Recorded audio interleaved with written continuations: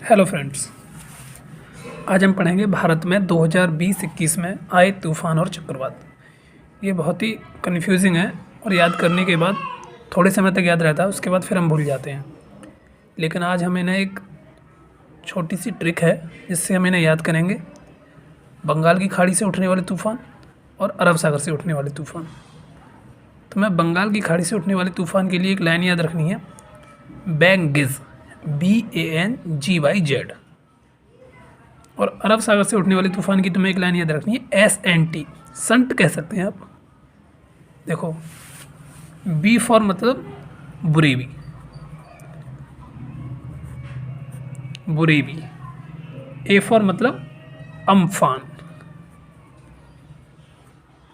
N for मतलब निवार, G for मतलब गुलाब, Y for मतलब यास और Z फॉर मतलब जवाब। अच्छा फ्रेंड्स, पूछा जाता है कि इस चक्रवात का नामकरण या इस तूफान का नामकरण किस देश ने किया। तो इसमें तुम्हें ये सारे याद नहीं रख लिए हैं। तुम गुलाब को याद रख सकते हो। गुलाब का नामकरण पाकिस्तान ने किया था। और आप याद रख सकते हो जवाद का नामकरण सऊदी अरब ने किया था। और यास को भी याद रखा जा सकता है। यास का जो नामकरण किया था वो ओमान ने किया था। बाकी इतने ज़्यादा इम्पोर्टेंट नहीं है नामकरण, लेकिन तुम्हें ये याद रखना पड़ेगा कि अगर आपने भारत के मैप को सही तरह से देखा है तो बंगाल की खाड़ी के पास जो राज्य पड़ेंगे ये सारे तूफान उन्हीं राज्यों को प्रभावित करेंगे। अब हमें यह याद रखने की ज़रूरत नहीं पड़ेगी कि किस राज्य को प्रभावित करेंगे। माना कि अम्फान तूफान है, ये बंगाल की खाड़ी से उठा है और अभी हम कहने लगे क्या ये गुजरात को प्रभावित करेगा? तो नहीं करेगा, क्योंकि गुजरात अरब सागर के पास है। लेकिन उड़ीसा को करेगा? हाँ करेगा। केरल को करेगा? नहीं करेगा। आंध्र प्रदेश की बात करें, करेगा। तो इसलिए हमें ये पता होना चाहिए कि बंगाल की खाड़ी से सटे हुए भारत के कौन कौन से राज्य हैं। अब बात करते हैं अरब सागर की। अरब सागर के लिए हमने एक लाइन लिखी थी, SNT, संट। S का मतलब होता है साहिल,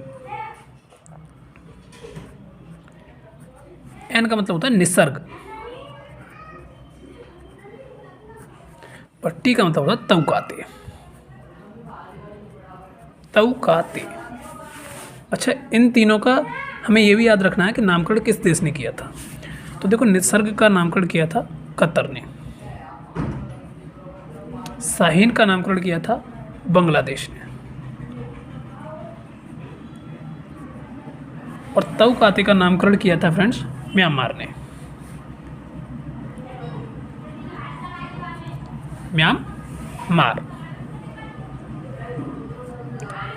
अब हमें अरब सागर से उठने वाले तूफानों के बारे में ये पता होना चाहिए कि ये किस इलाके को प्रभावित करेंगे। तो जो राज्य अरब सागर से सटे हुए हैं भारत के, ये सिर्फ उन्हीं राज्यों को प्रभावित करेंगे। इन्हें आप बार बार रिवाइज कीजिए, एक या दो बार। ये लाइन अगर आपको याद हो गई तो आपको बिल्कुल भी कन्फ्यूजन नहीं रहेगा, वरना इन्हें याद करने में बहुत ज़्यादा कन्फ्यूजन होता है।